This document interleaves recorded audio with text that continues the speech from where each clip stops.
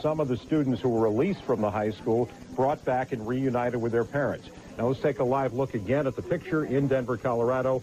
The station there is advising people what to do. Let's hear what they're saying. That they are now preparing a briefing for parents there. Earlier, we were understanding that parents were asked to walk on a stage and sign their name, and there was just a lot of pandemonium because these students aren't wearing identification. So if they call this number, Larry, and it's probably going to be busy, once they arrive at Leawood, what exactly are they being told to do? Katie, I wish I could give you more information, but we don't know. It's very chaotic out there right now, so all we can suggest is that if they show up there, that they be very patient. Someone will help them. It's just going to take some time to work all this out. A lot of people, you know, that school had, what, some 2,000 students inside of it at the time. We don't know how many people have been shot. The last report we've had, what, 21 injured? 21 injured, yeah. 21, and here's some of the hospital locations. I don't know if we have a graphic for that, but... Yeah, let's come back live to Eyewitness News in Philadelphia right now. That's the station in Denver giving instructions, obviously very important instructions to the parents out in the suburban Denver area. You may have noticed on your screen the word lockdown. Well, apparently, because of this violence, and they don't know where the origination was or where these students came from, they may, but we don't know, they are locking down other schools in Denver. I want to tell you right now, it's 2:26 in the afternoon. In Denver, school is still in session. That is Mountain Time in the western part of the country. Let's look at what happened just a few moments ago. Videotape of an arrest not far from Columbine High School. These young people were arrested. They were apparently friends of the suspects inside. This is the preliminary information we have. They were arrested in a field outside the high school and taken into custody. Now, earlier, waves and waves of students were brought to ambulances outside this high school. The first description, by the way, of the suspects were that they were wearing long coats, dark hats, and some sort of mask. You see some of the victims being taken out. We want to advise you we have no confirmation of any fatalities, but we do know that, according to the station in Denver, that 16 people were wounded. Let's join the live telecast of KCNC in Denver, Colorado right now and see what's happening there. This is the picture from Denver. This is the outside of the school. Let's listen to the anchors who are describing what's going on. Vests and guns and helmets. There are 1, 2, 3, 4, 5, 6 FBI members, presumably SWAT team members from their gear, getting ready. And as we told you a couple of minutes ago, apparently they've got a massive blueprint of the school. So there is one person coordinating the many jurisdictions out here, particularly the SWAT team members. They are looking at the blueprints of the schools, hoping to dispatch, or planning rather, to dispatch the SWAT team members in every corner of the school, presumably at the same time. That's what they're trying to coordinate via two-way radios. That's also why we're told they brought in the additional ambulances and the additional armored cars, so that if indeed the SWAT team members go in mass, they'll be able to bring anyone out, any other victims or anyone who might be injured in the process. But we've got 4 ambulances lined up here. We've also seen 1 armored car go in. We've got another injuries, but so far no confirmed fatalities as of yet. They are continuing to find victims throughout the building, throughout the school, as SWAT team members slowly go through the building because it is not secure as of now. And we also have to point out that the gunmen still have not been found. At least according to reports, they have not been found.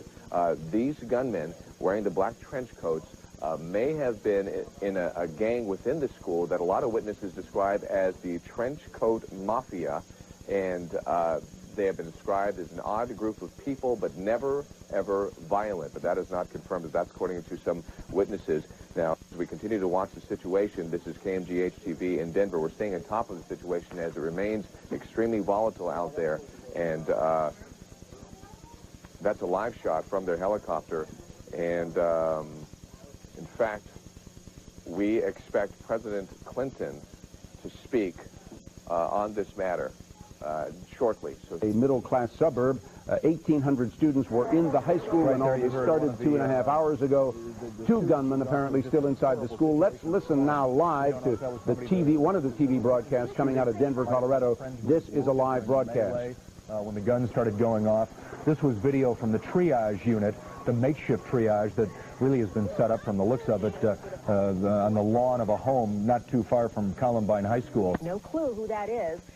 If those are law-abiding citizens, if those are students who are wondering what's being done on their behalf, rest assured, if you can hear us, if you are in phone contact with anybody or have access to a television or a radio, rest assured that the the best is being done to get you out of there, get you to safety. Now, if on the other hand you are one of those suspects that they're looking for, time is limited for them, I would imagine, as SWAT team members try to locate them and bring them out.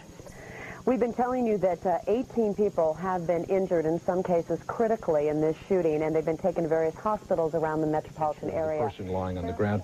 But if what we hear from this girl, who was an eyewitness to the tragedy, is any indication, this could be one of the worst school shootings in history. We heard, like, popping, and we didn't know what it was, and then I looked out the window, and there's this guy throwing, like, a pipe bomb at all the cars.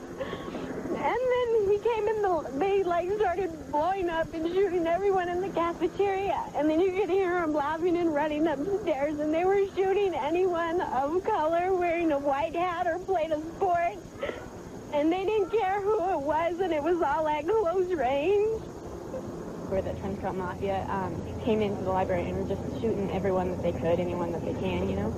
And so we were all under the tables, and the girl who was sitting right across from me under the table was shot in the head right there. And, I mean, it was the worst feeling that I've ever had because, I mean, blood was going all over, and, I mean, I witnessed that, you know, and it's hard. Now, how did you manage to get away? Did you hide under a desk or go into a closet or what? I was still under the table when they were still coming in, and then they just kept on going back and forth between that and, I guess, the cafeteria are all over. So once they left the library, we just kind of ran and were running towards the cop cars, and that's when they transported us down here. That was an eyewitness account. Now we are told President Clinton is about to speak. Yes, he is, in the press room in Washington live. By saying that we all know there has been a terrible shooting at a high school in Littleton, Colorado. Because the situation, as I left to come out here, apparently is ongoing, I think it would be inappropriate for me to say anything other than I hope the American people will be praying for the students, the parents, and the teachers. And we'll wait for events to unfold, and then there'll be more to say. I have just met with my economic team to discuss the steps that we will be taking in the weeks and months ahead to continue to advance our prosperity at home and abroad. As you know, the economy continues to grow. Right. Obviously, picture break up there. The President of the United States, I believe he was at the Treasury Department there. He had an economic meeting this afternoon, made a brief comment there about this situation which you're looking at. I believe we're looking at tape right now from Littleton, Colorado. And the President said, obviously, the situation is still fluid. He, therefore, would do little more than ask us all to pray for the injured. Now, the accounts of the number of injured, or let me begin again from the top, if you will, because I'm not sure how much of this you all have seen. You may have joined us late. About 2.5 hours ago, in a suburb of Denver, Colorado, in Jefferson County, right near the town of Littleton, inside Columbine High School, 2 gunmen opened fire, and at least 18, possibly 21 young people have been injured. Let's listen to this. This is live from Littleton. One of them not far from his home state of Arkansas, but in the southeastern United States. Eugene, Oregon was a terrible situation there. Not only a young man... Paducah, Kentucky. Yeah, young man in Eugene shooting his parents. Live out near Sorry, I thought we were listening to some eyewitness accounts there. That is not the situation. We're back looking at tape. We, by the way, just so you'll understand the confusion, we are able to show you any of 3 or 4 different television pictures live from Denver, Colorado. All of the stations out there obviously are in Littleton, Colorado, or right adjacent to Littleton, where this Columbine High School is located. And from the top again, around 2 o'clock our time this afternoon, shortly after noon, I guess, in Littleton, 2 young men who are, according to students, members of a group called the Trenchcoat Mafia, barged into the school. They were wearing masks and black coats, and they opened fire with rifles. There are reports of sawed-off shotguns. Pipe bombs are reported to have gone off. Upwards of a dozen people were injured. We've heard reports as high as 21. 4 people were taken to Swedish Medical Center, which is a hospital in Littleton, and they are in various conditions. We do know of 1 case of a teenage girl who was shot 9 times in the chest. Her condition, and obviously some of the others, are quite critical. The indications from the students, who would not be expert on this, but the indications from the students are that they were carrying some kind of assault rifles, because they described, at least one student described, seeing a long clip underneath the gun, making it either a very sophisticated semi-automatic or even automatic rifle. The gunmen, the 2 gunmen, and there have been reports of 3, but the gunmen are still live.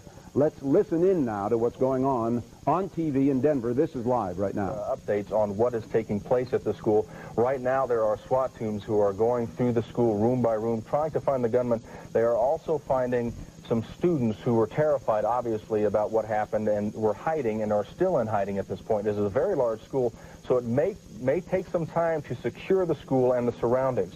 That school supports 1,800 students. It is Columbine High School, and it is a very large facility, as we've been showing you all afternoon through Air Tracker 7.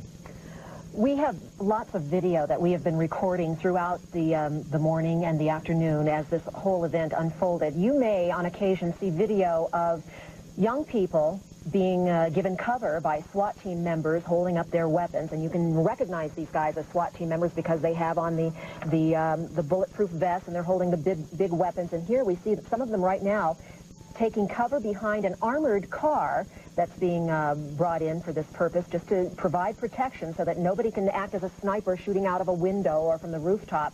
But one of those incidents will show about a dozen students running for cover with these SWAT team members, and that happened about 2 hours after the initial interview with a student apparently who was in the school, who has just gotten out of the school. Let's hear what this child has to say about what happened at Columbine High School in Littleton, Colorado. Here is the interview. At first we didn't think it was real, and then we saw people, we saw blood, and we saw people. Janine, I had to cry. Janine, we're going to take a second. Just try to calm yourself here. I know that what you've seen must be shocking. When you say you saw somebody, who did you see with guns? We saw these 2 kids. They were white, and Eric Harris, and we don't know the other one's name, but they had black trench coats on. You saw 2 students with black trench coats on holding guns? Yeah, and they were shooting people and throwing grenades and stuff. Were they saying anything, yelling anything? No, we didn't hear anything. We just walked past them like we usually walk past everybody at school. And then they started shooting people and throwing grenades, and me and my friend and drove off. Janine, did you see anyone shot? Were they shooting at people? Or did yeah, we saw like 3 people get shot. That interview is enough to explain the gravity of the situation there, and the fear and anxiety and the terrible tremor that the students must have felt there. Now, right now, we can go back to the live picture of KCNC. And you see there is a helicopter coming in. I want to tell you, from the earlier video that you saw, the live report of the FBI agents getting ready, my guess would be that if the FBI agents that you saw on the screen were getting ready to get in that school, they were not the ones. They knew cameras were on them, and certainly there's a possibility that they could be watching inside. And there have to be, the SWAT teams are usually hidden from view. They may just be support. This is one of the ambulances going to one of the hospitals, St. Anthony Hospital in Denver, and bringing some of the people in. This is the location. It's suburban Denver, Columbine High School. And I think it's interesting, on the bottom of your screen, you're seeing the words lockdown. That means that other schools in the area are being locked down, and the students are remaining inside just in case there's a joint operation, which it doesn't appear there is. Again, you heard earlier from CBS News that the students involved in this may have been disgruntled, even former students who apparently had targeted some of the students inside. These are members of the FBI team, also the Littleton Police Department. We saw their car earlier. This is a picture of the high school. And let's hear what someone has to say. Paul Day reports on the school shooting. Let's listen to him. On the roof of the armored car, reached up to him and just barely got a hold of his hands. And then he came sailing out of the window. The weight of his body slammed against the armored car, and they pulled him to safety. He now has been taken to an ambulance and is obviously getting care at this point. As we're talking to you, students, what appear to be dozens of students, Katie, are streaming out of the school now and going for cover with SWAT team officers that are on this side of the building. We can see the pictures on Chapter 4 right now, Paul. You can see some of the students running out, apparently with their hands over their heads. Right. Been recording all this on videotape. We've never seen anything like this, where somebody has hung out of a window like that and been grabbed by two officers. They just barely got a hold of what appeared to be his hands. And then out he came, and as I say, the weight of his body slammed against the armored car, and they hung on to him so he wouldn't fall to the ground. They pulled him up to the roof, and then quickly took him down to the ground, and then the armored car wheeled away and was quickly joined by two ambulances. Paul, that's an incredible scene, and once again, a very fortunate scene that we're witnessing right now. A police car coming over to the students who have run out of the school. Their hands are up, obviously, just to demonstrate that they're okay. They all seem to be moving A-OK as well and seem to be okay, perhaps not injured. A lot of police activity right there, as perhaps, it's tough to count, but maybe 30, 40 students have run out of that one end of the school. They've come around into what appears to be the backside. They are still gathered there in the one area of the building and on that one side, and it looks like now that they are going to receive some assistance from the police and hopefully get to the safety that they deserve. Paul, from your point of view right now, do you see any other students coming out of the building? No, yes, just as you asked me that question, here comes another group, same location. Out from that angle, they're running out of the school with the hands over their head. This is live from our station in Denver, Colorado, and they look desperate and very happy to be out of there, moving very, very quickly. The kids are racing past these officers and racing to safety. And this is another large group. It appears to number several dozen in number. And as we survey them with binoculars, none of them appear to be hurt. But certainly their condition much different from that one student who was bloodied and was in desperate need of attention and was willing to hang way out of that window until officers could get a hold of him, and then out he came. Paul, Amy Spohr and Bill Stewart here with you now. Okay. We have heard of some relatively minor injuries today, but as we watch this video, it doesn't even look like that has occurred to any of these students. But now we are looking at... You're correct. The ones that just came out of the school appeared not to be hurt at all. Paul, we just had some video. Can you... Okay, just a second. We need to go back to that picture. We're back here at Eyewitness News, where we have another live picture via satellite of the situation outside the school. Let's look at it right now. This is from one of our news sources in the Littleton, Colorado area. The school shooting is at Columbine High School.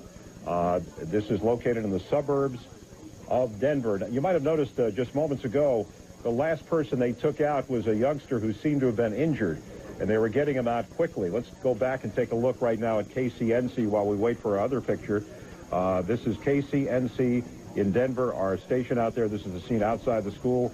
Many ambulances and squads ready. Some students apparently still remain inside the school, but we saw about 30 or 40 of them come out. When we have that other picture, please let me know, and we'll go to that right away. This is the exit point where they came out from, where police are waiting. And right now you see the students, many of them, huddled behind a wall. It looks like they're behind an auditorium or gymnasium surrounded by SWAT team members. They're just staying there. They don't want to keep them out in the open. They want you to stay out of the area. You know, that's what they're telling the people in Denver. 19 injured, possibly at this time. We understand one's in very serious condition. Right, now there's the front entrance to the school. You can see that right there. And off to the left side, as we bring the camera over to the left side, you can see that there's some debris that's been littered. And then over here, this window that's in the center on the first floor, beyond that little blue car, that's where the students have been coming out of. And if we pull the camera back just a little bit more, you can see that officers have taken cover in this particular area of the high school complex. And we'll stay on this for just a moment, trying to figure out exactly what might be going on. That window right there on the bottom, I wish I had a telestrator, but on the bottom, those two windows and the one on the side, that one in the middle, that is where the officers have been going in, and that's where the students have been coming out. That has been the window at the light of the tunnel that has led them to freedom. And then they went up this sidewalk over toward this fire pumper where we had a bunch of officers in the front, taking cover right there. You can see there's still a couple of there, and then back over here in this corner is where everyone has safely taken refuge. You can see the great number of students that have come out of the school in the last couple of minutes. I don't know what went on inside there, but wait till we talk to them. Jim, it's going to be an amazing story. Well, and it sounds like the police, given the nature of everything right now, do not want them to leave that area even just a few feet away from that area, because as the way they have taken cover, it seems like something is about to happen here.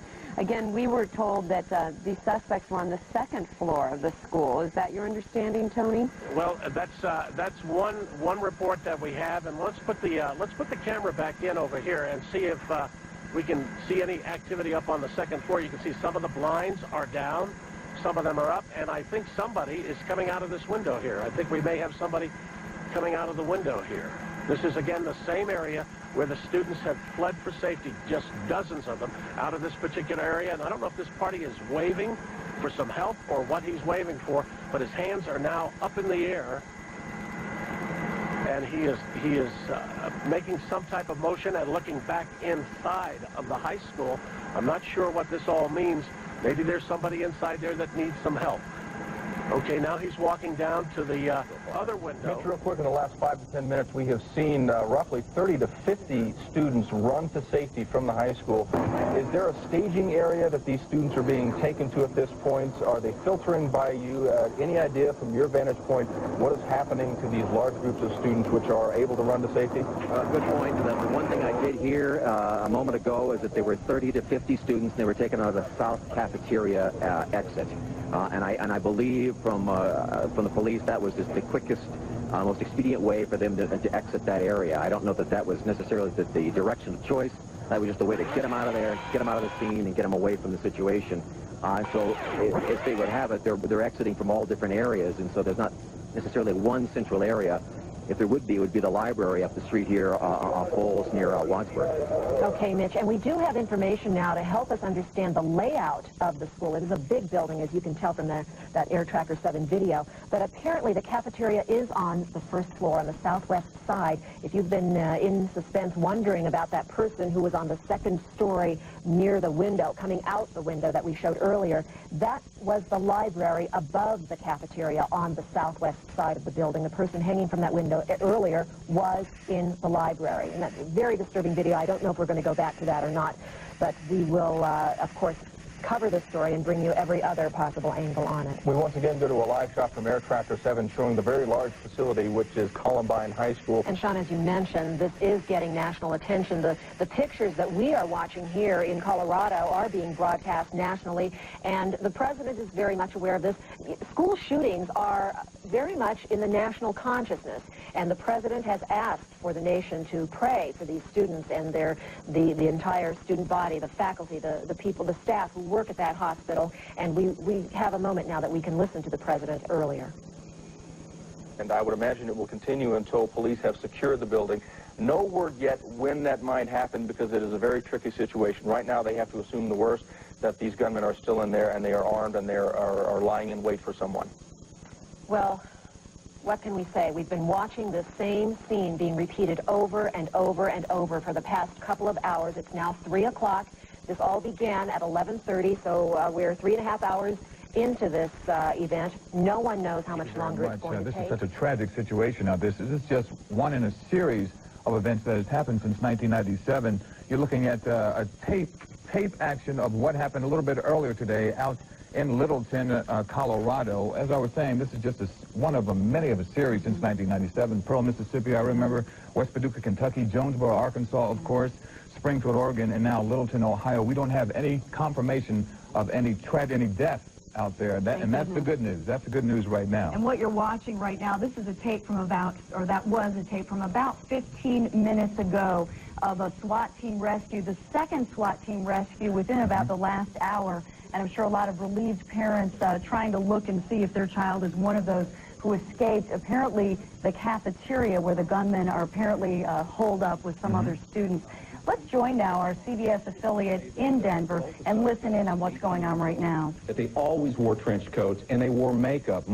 Any word, Larry, on just how many students might be involved in this, quote, Trenchcoat Mafia? We've heard from other students that there may have been about 8 of them. But, of course, let's remind you that police are saying only 2 shooters in the school, only 2 suspects. Earlier they were reporting possibly 3. But there may have been as many as 8 kids involved in this. We see more movement on the screen now of ambulances and paramedics at the school. Not really surprising, Larry, that the police have not heard of this so-called Trenchcoat Mafia. All of us who have kids in high school know that there are unusual organizations of kids in school, and they don't get into any serious trouble and have very little contact with police, so not really surprising. That's right. That's right. And Bill, you know that just probably the most dramatic eyewitness testimony we heard earlier, Kathy Walsh talking to a young lady who had a gun waved in her face. And these guys apparently told her that, they were targeting people of color, people wearing white hats, whatever that's about, and athletes. So, evidently, everything pieced together, what we know right now, unconfirmed, but everything that we're hearing, there is a consistency to all this. Yeah, it seems to be a trend. You have been listening to live coverage as it is going on right now at 3:07, almost 3:08 in Denver, concerning this terrible situation out in Littleton, Colorado. We had a shooting this morning around 11:30 Mountain Time, which is around 1:30 our time. We were talking about the Trenchcoat Mafia. That's where we picked it up. Supposedly an outcast of people that go to that high school who really have a score, so to speak, to settle with some of the students there at the school. We're monitoring that situation for you right now. It has not been confirmed, but most of the students believe that the 2 gunmen that are holed up inside that school belong to this Trenchcoat Mafia. Let's listen. Parents here who don't... You bet. I just know everyone is safe. So we're thinking good thoughts and waiting. I think they're trying to get it out of the street. Like I said earlier, the street's almost impassable. There's parked cars on both sides of the road. So apparently the school bus is going around the corner. That's where it appears to me, they are letting students off of the bus. I can see some students up there walking around. We don't have too much cable here, Bruce. So it looks like some of the students are starting to walk around the corner. Certainly a lot of anxious anticipation down there by the fence as people are waiting to see that special someone to get off that bus safely. Jim and Kim? You can understand the police may have told them not to talk to members of the media at this point. They certainly need to talk to all those young people that may have been in the school for as long as 3 hours. Well, something to remember is Adele was talking about earlier, I believe it was Adele saying that we think there might be television monitors in every room in that school. And assuming that the gunmen might be in a position where they are able to watch all the coverage, yeah, I don't think they want those gunmen knowing anything about SWAT team movements, how those kids were rescued, anything like that. I think they really want to keep a lid on it just to help pursue and arrest these gunmen. Somewhat of a relief. A short time ago, within the half an hour, we saw as many as 3 dozen students leave the school. They ran out of the school, and police were with them, and they appeared to be physically okay because they were able to walk and run away from the school. We're continuing to watch the live coverage from our sister station, KCNC. On the phone with us right now is Deputy Robert Baker. He is with the Jefferson County Sheriff's Department. Deputy Baker, can you hear me? Yes, I can. Can you tell us at this point how many injuries you have? We're getting reports from 16 to 21 people. What is the very latest, sir? That's correct. That's what we know right now. We still don't have a confirmed total from inside the school. Okay, and in terms of what the very latest is at this point, we still have 2 gunmen inside the school, is that correct? Yes, at least. And how many students do you believe are still trapped in the school at this point? Boy, we have no idea. Right now we have 4 SWAT teams inside the school, and we're going room to room. Okay, so that's what's going on with the SWAT team at this hour. At this hour. Can you tell us any more about the Trenchcoat Mafia, the gang that we're being told about from witnesses coming from the students who have talked about witnessing the shooting, that they believe that this particular gang, a gang of outcasts, may be responsible according to those students? What do you know about them? All we know is what we're hearing from the media. I mean, we've heard the name Trenchcoat Mafia. That didn't come from us. That came from students from inside. So, what type of school this is? How large is the school? What type of students here? The school is very large. It's about 1,800 students. Middle-class neighborhood. Never had any problems like this before. Okay. So, very quiet area.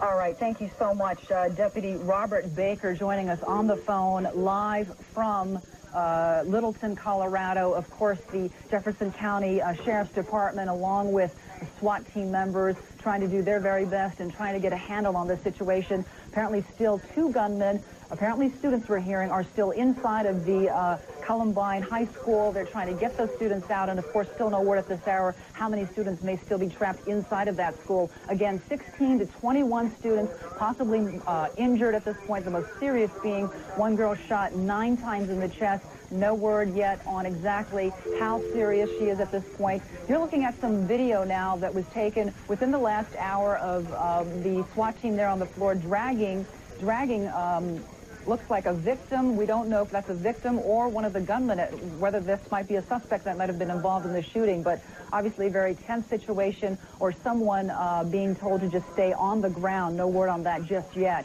But now let's go back to Dawn and Yuki in the studio. Tiani, what fascinates me is when Robert Baker of the Sheriff's Deputy Department in Jefferson County was talking about the fact that there are 4 SWAT teams right now inside the school. And if you can take a look now at our live coverage from our CBS News affiliate, and just imagine that inside that school there are 4 SWAT teams going room to room, searching for students, and also poised for the possibility that they will come face to face with at least 2 gunmen that are believed to be inside of the school. For their heads, once again, another healthy trot moving out to safety. And as Mr. Baker said, this is a very large school we're talking about now, 1,800 to 2,000 students. And as those SWAT team members go from room to room, they have a lot of room to cover. Those gunmen could be hiding anywhere in this very large school. About 2 hours ago, they received the blueprints of the school, so they are going over the makeup of the school with a fine-tooth comb and keeping everyone safe at the same time while looking for the, what we understand is probably 2 suspects right now in that building. Names of possible suspects this day. If these were indeed students or former students at the school, they have kept their identities hidden pretty well. Maybe we're just not getting the word through the police, but usually in a situation like this, which is now, what, 4 hours old, right, you would hear some names. The suspects apparently still inside the school. Let us bring you up to date if you're just joining us, just getting home from work or school. The shooting began at Columbine High School this morning at about 11:15. 1, 2, possibly 3 people with guns and small explosives opening fire inside the school. A number of students shot and seriously wounded. The number keeps changing from 18 to 21. There could be more injured still inside the school. The injured students have been taken to hospitals and trauma centers all across the city, many of them in serious critical condition with multiple gunshot wounds.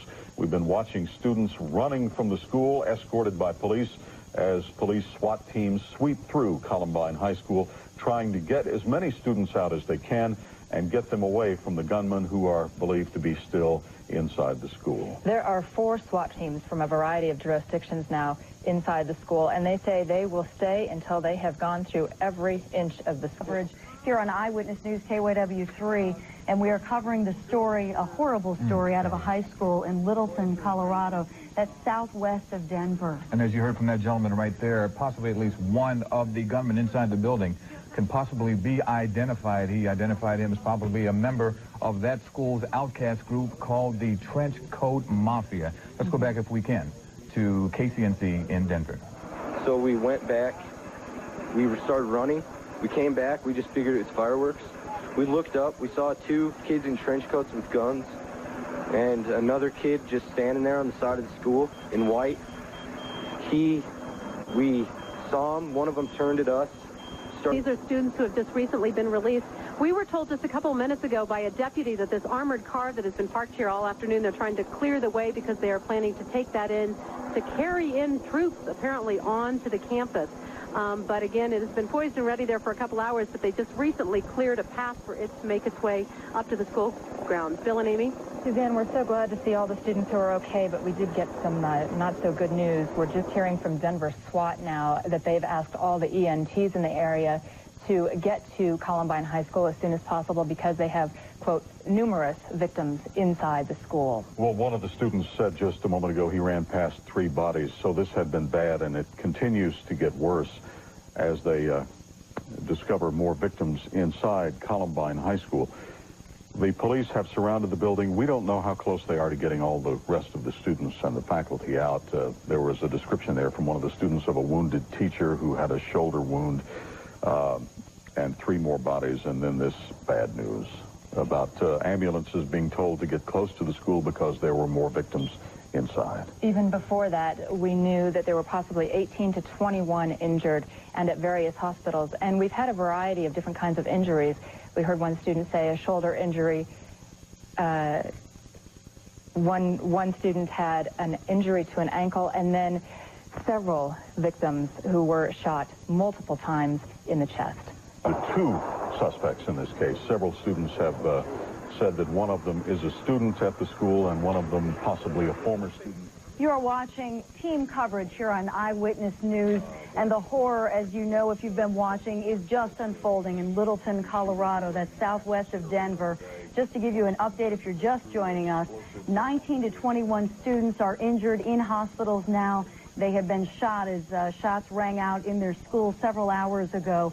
2 gunmen still inside that school right now, so it's a very tense situation as a SWAT team moves from room to room searching for students who are possibly injured or trapped inside, and also those gunmen. Okay, WB News time is 5:31. It is approximately 3:31 out in the Denver. Students who lived through this firsthand, calling on cell phones, calling to let people know they are okay. A school of 1,800 people. We are hearing from police that about 95% of the students possibly did get out okay, but that still leaves an awful lot that they're not sure of right now. We are getting reports just in that all the emergency crews in that area have been sent to the school to respond. Again, we're hearing reports that some students were very critically injured. Some hit multiple times. There are reports just in. One girl shot 9 times in the chest. Another boy shot 5 times. So this is really a very disturbing situation, and the details as they come in probably only going to get worse at this point. We're live here in Sat Center 3. I'm Colette Cassidy, KYW 3 Eyewitness News. Of course, we'll go back to Colette immediately if she hears anything in Sat Center 3.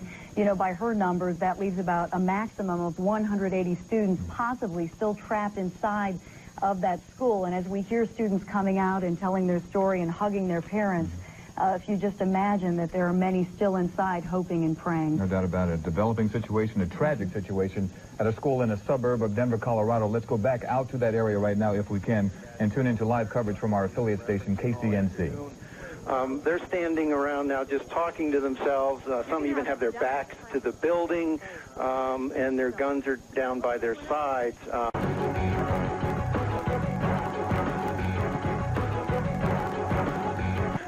They seem to be discussing the current situation, but it just seems from our vantage point that the body language has changed somewhat from what we've been watching all afternoon. Police called television stations hiding underneath their desks or in the back part of a choir room or a classroom to tell people that they were all right, but that they were hiding from the gunman who they could hear running up and down the halls. This videotape and the coverage is being aired around the nation today as NBC and both MSNBC are covering this along with NBC station KUSA in Denver. So we're going to stay with this and try to figure out exactly what is going on. Stay with us until police can figure out what's going on and figure out whether there are gunmen, whether there are wounded students still inside this school in Littleton, Colorado. Littleton is a suburb just south of Denver, Colorado. And this all happened just before lunchtime in Colorado time. So we're into, what, about our 6th or 7th hour, or 6th hour, 5th hour for their time. But it's continuing, and we're going to stay with it and bring you coverage as long as events happen there in Colorado. Let's go back and hear what the latest is. This is our sister station, KUSA in Denver. Kids out of the school as soon as they heard this. In some cases, took them back into classrooms where they felt they were safer. And it's really impossible to prepare for something as horrible as this, even though we've seen it happen time and time again and across the country in the last couple of years. Sure, I think that they go through a lot of fire drills and things like that that you can try to prepare for something like this because you never know where the too critical. Some are in surgery at this point. We understand that one female, a student who was taken to Swedish hospital with 8 gunshot wounds to the chest. We did see some really relieved faces and still some disbelief in faces of students who were recently freed from the school and reunited with some parents who were here. They walked across the park area here, and they were now waiting on 2 RTD buses. And we assume that they will be taking very, very soon to Leewood Elementary student, possibly being taken into custody. So we're still trying to sort out some information here. This is our best source of information as far as confirmation from the public information officer. So Jim and Kim, as we get it, we'll pass it on to you. But again, just to update the latest numbers, we've got 20 injured, taken to area hospitals, ranging in condition from fair to critical. All right. Adele, thanks very much. And behind Adele, we saw the satellite news trucks, ambulance. You can hear the helicopters whirring up above, and obviously still a chaotic. Since 4 o'clock our time, it actually developed at 1:30 this afternoon, Philadelphia time, and what it is 2 or possibly 3 gunmen who went into a high school here in Littleton, Colorado. One student says 3 youngsters were killed inside that school. The television stations, plus all the wire services, and we'll interrupt whatever we're doing to bring you any more from Colorado just as soon as we get it. But 10 to 15, we have not seen many students running from Columbine High School, and traditionally you'd be on the other end of that, where they put them in the bus and then take them over to Leewood Elementary. Are you seeing those buses still pulling up? No, we're not. Probably the last bus that we saw pull up with some students in pulled up maybe 20 or so minutes ago. So we're not seeing that right now. But what's happening is those students who have arrived are going through the school, getting reunited with their parents, and going home. All right. Okay, Pat, and the latest word that we have from the wire service is that at least 20 people have been hurt in the school shooting, at least 20 people injured, including the one girl whom you know about, who was shot 9 times. Others wounded were trapped inside for hours, as we have been reporting, and we are continuing to monitor the situation from Columbine High School as police SWAT teams continue to check the area. Several hours. Mitch, you mentioned, a couple minutes ago, 10 minutes ago, some people heard shots, possibly even flash grenades. Anything more of the like? No, we haven't. And let me emphasize here that we had heard over the scanner that they thought that there were shots being fired, and we got it confirmed from the police that there were some shots of some sort being fired. We don't know whether that was actually gunfire or some like concussion grenade, but that happened, I'd say about 5 or 10 minutes ago inside. But we've had no other word as to what that may have been or what that may have been involving. Is anybody standing down at this point? While you were talking, we showed a live shot from Air Tracker 7 where some of the SWAT team members were walking about, but they weren't, they almost... All right, you have been watching live coverage from our sister station in Denver, Colorado, Kmgh TV, reporting on a situation in Littleton, Colorado, a horrible school shooting going on at a high school out there. It's been happening for the last 4 hours. I'm David Ono, reporting live from the KABC newsroom. I turn it over now to Michelle Tuzzi, my colleague in the studio. Michelle? All right, David Ono, thank you very much, and we are going to continue to follow this horrific situation taking place in Littleton, Colorado this afternoon. We are now about 4.5 hours into the situation, and SWAT teams are still searching that high school. Shooting rampage at a Colorado school in the Denver, Colorado area. And I'm Dawn Sensland. We want to continue with our live eyewitness news coverage. If we can listen in to our CBS News affiliate on the very latest. The really interesting thing is Paul was pointing out the fact that he was seeing flash bulbs going off inside that doorway. Police don't normally take pictures until the situation is completely resolved. And that's word of this 4 o'clock news conference, and then word of a suspect being arrested. That is the good news, that this situation may finally now be over. However, we still don't know if there are more bodies, more victims. We were getting word that Leewood Elementary School is locked down. Yeah.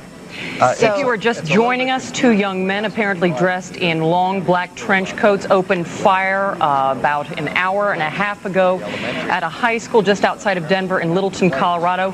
At least 3 students have been injured and possibly as many as 8. We know that victims have been taken to area hospitals. 1 student has apparently been critically injured, and we know that one of the victims may be an adult woman. There is a huge presence of police and sheriff's deputies. 6 to 8 outside. We don't know who's injured inside yet. Are still believed to be inside the school, as are many students. Joining us now, NBC News correspondent Dan Abrams, who has just arrived in Littleton. Dan, what can you tell us? It's an eerie sight to see so many sort of scenes from an everyday school event You see kids walking around in gym attire. You see students still working out with their weight belts on, and you see a lot of tears. But the most striking vision here at the school is parents searching around frantically for their children. They are trying as best they can, school officials, to put lists together of which students are here. Students are checking in at various points at the school to make sure that if those lists become available, that their parents can know that they were on the list and that they're okay. But there is a certain degree of chaos here because they don't know.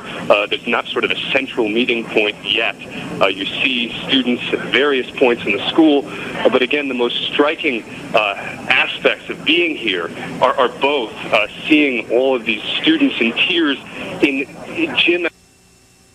We have heard some pretty frightening stories from students describing gunshots ricocheting off lockers. They describe these suspects as students of the school. Can you confirm for us that you are looking into that possibility? We're looking into it, but we have no idea who the shooters are as of yet. Two students we spoke with on the telephone described them as members of the Trenchcoat Mafia, which is a group, they just say, are a group of disenfranchised kids that have threatened revenge in the past for kids making fun of them. Have you heard that theory? No, have not. Not up here.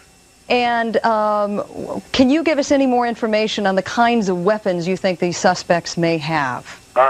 We have no idea. Only thing we know is automatic weapons. Automatic weapons. That's all we know of right now. Yeah, there was also a report that a pipe bomb might have been used. That's true. That you can confirm that? Well, we have heard explosions. We don't know what type of bomb it was or what the explosion was. And Deputy Baker, we've been looking at pictures, aerial views of the school for the better part of the last half hour. Do we believe the students are pretty much in one area of the school now, in the auditorium area, or can we even confirm that? Boy, we can't confirm that either. And describe, not until we actually get inside. And earlier you described an exchange of gunfire from the inside out. Describe to us the difficulty of your sharpshooters getting into the school right now. Well, the whole problem is when you've got victims inside the school, you got to be careful of that. So that's what we're running into now. And another reporter actually described a scene where in the hallway leading into this auditorium you had a bunch of people. He didn't know whether they were teachers or students. That I have no idea. Yeah. Is it a possibility we're talking about much bigger numbers than 17? Or is this just a pretty good guesswork right now? 17. Hostages. And I don't know if they're actually hostages yet. I mean, last we heard is they were barricaded, but I don't know if the shooters are actually inside with them. Okay, and can you give us an idea of the numbers of people now who are involved in work outside the perimeter of school trying to get in? Oh, I couldn't even tell you. I mean, our agency, Denver, is involved, and Sheridan PD, Edgewater PD, so a number of agencies are involved. And I imagine your phone lines now are flooded with panicked parents trying to figure out how they're... severely disrupting what was an ordinary school day. All right, NBC News correspondent Dan Abrams on the scene for us in Littleton, Colorado. Laurie. It is 3 o'clock here on the East Coast. If you are just joining us, 1 o'clock in Littleton, Colorado, where there has been a school shooting about 2 hours ago. Two young men, apparently dressed in long black trench coats, opened fire in a school shooting what we believe to be up to 8 people. There have also been reports of explosions in the school, but we do not know what has caused those explosions, whether they were caused by a grenade or a pipe bomb or something like that. We're still getting information in constantly. And again, at least 8 victims so far. We don't know the status of them. We had gotten a report that one may be in critical condition and there may be an adult victim, but these are at least 8 casualties at this point. 8 people shot in the school. Again, we don't know their condition, but as you're watching the pictures coming from our affiliate KUSA in Denver, these students and others being carried away from the scene. Laurie, as you mentioned, this is still an active crime scene. Gunmen are still inside the school. And they believe that students may also still be inside the school, which is why they're treating this as a very sensitive kind of active crime scene. Dan Abrams, our correspondent. the difficulty in trying to penetrate this school, particularly when they know that there is a good possibility that hostages are involved. Now, although the deputy couldn't confirm this, another report has that number at about some 17 students and teachers inside the school right now. The deputy reported an exchange of fire from the inside out that apparently, obviously, was coming from the suspects to these sharpshooters, and clearly with the involvement of the Denver sharpshooting team as well as other Metro help. They're doing everything they can to secure the perimeter of this school. Right now we're going to go back to Kmgh-TV, who has been covering this story since it broke a little over an hour ago, to see if they have any more pieces of this puzzle put together. The back. All three of them are considered to be in serious condition. They are awaiting one more patient here at Swedish Hospital, and they also tell us that there are 2 helicopters that will be transporting patients. They're not sure if those patients will be coming here or to other hospitals, since they already have these 3 students here. But once again, we want to reiterate, these are students who have been brought here to Swedish. One of them a young woman with 9 gunshot wounds to the chest, the other a female with 1 gunshot wound, 1 male. All of their families, except for the one woman with the 9 gunshot wounds. The families have been notified. Families have started to gather here at Swedish, and they have people from their pastoral center working with those families right now. So that's the latest right here from Swedish, and we will stay here and keep you posted as more information comes to us. And earlier you had told us that you were aware that other hospitals were involved, or at least gearing up to receive victims from Columbine High School. Once again, you've been listening to Kmgh-TV's live coverage of the shooting at Columbine High School in Littleton, Colorado. This is about the best information we can give you right now. It is believed that some 1,800 students attend that school. Right now, the deputy sheriffs are saying that they believe there is a good possibility that hostages are trapped inside with the students. Seriously looking at a theory right now that the suspects may actually be students of the school. 2 witnesses that we talked to on the telephone describe them as members of the Trenchcoat Mafia. These are kids they claim routinely dress in black trench coats and have issued threats before to seek revenge on any other students that may have made fun of them along the way. There are varying accounts of the types of weapons. We understand. Inside the school right now, there was an exchange of gunfire a little over 25 minutes ago from the inside out. Deputy Baker, who I just spoke with from the sheriff's department out there, said he believes some pipe bombs were set off, and that these students, or suspects we should say right now, are armed with some semi-automatic weapons. Right now, we believe that as many as 8 students or teachers have been transported to local hospitals, St. Anthony's, Swedish hospitals, among others. You have help coming in from Denver right now, 8 different separate medical centers working on this, and 6 different metro police agencies. So right now, that wraps it up for this coverage of Fox News Now. Right now, I am Paula Zahn. When we come back from the Kmgh-TV coverage in a couple minutes, I will turn this over to Catherine Cryer.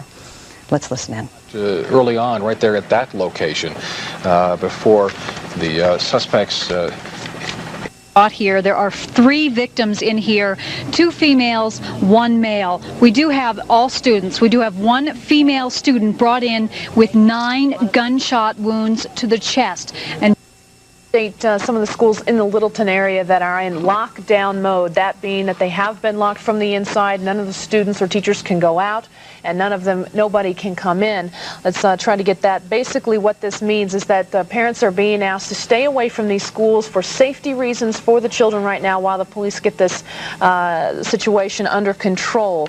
Again, here are the schools we have been told: Wilder Elementary, Centennial Elementary, Goddard Middle School, Littleton Prep Charter School, Littleton Academy Charter School, and then there was an added one here, Collegiate Academy, again, of Colorado, are all right now in lockdown mode, meaning if you have children that are in these schools, they have been locked from the inside, and they are discouraging parents from arriving there just to keep the safety of the children as the first priority. If you're a parent, obviously that's an uneasy situation yes. to think of it right there, but please also understand that that is the best situation in terms of safety for the children in those elementary schools. We want to put up this parent information line again. It's 303-982-6836, and please, we would like to emphasize that this is a parent information line.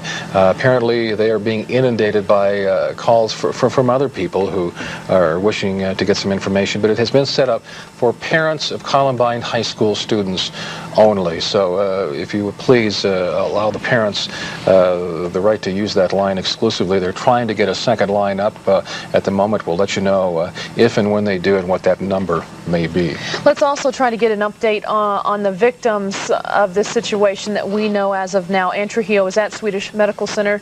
She has told us that so far she does have confirmed that there have been 3 people is identify as many kids as we can. We have parents calling the school or the church trying to find out if their kids, if we heard anything, if we know anything. So we came down to see how many we can identify. Emily's actually one of the kids from the church. And Emily, you were also in the school at the time of the shooting. Yes. Tell me what happened and what you saw. You saw a very traumatic event. Talk to me about that. Yes, I was in the library, and the whole room was just filled with smoke, and I heard gunshots all over, and the 2 guys who were the Trenchcoat Mafia came into the library and were just shooting everyone that they could, anyone that they can, you know. And so we were all under the tables, and the girl who was sitting right across from me under the table was shot in the head right there. And I mean, it was the worst feeling that I've ever had, because I mean, blood was just going all over, and I mean, I witnessed that, you know, and it's hard. Now, how did you manage to get away? Did you hide under a desk or go into a closet or what? I was still under the table when they were still coming in, and then they just kept on going back and forth between that and I guess the cafeteria are all over.